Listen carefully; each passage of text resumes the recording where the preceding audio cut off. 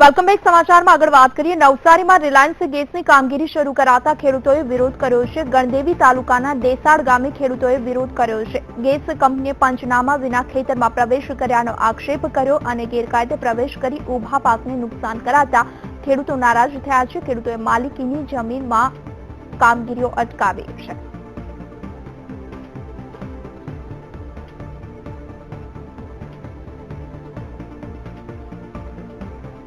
વધુ માહિતી સાથે સંવાદદાતા રાકેશ સોલંકી અમારી સાથે ફોન લાઈન પર જોડાઈ ગયા છે।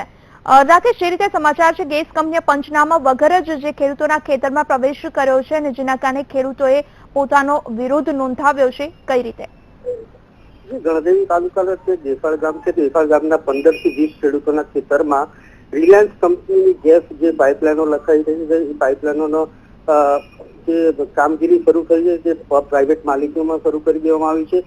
ખેડૂતોને જાણકારી બહાર આ કામગીરી કરતા ખેડૂતોનું ટોળું ભેગું થઈ ગયું અને રોષે ભરાયો હતો ને જે કામગીરી શરૂ થઈ ગઈ હતી તેને અટકાવી હતી। બિલકુલ રાકેશ, આપનો આભાર માહિતી આપવા માટે।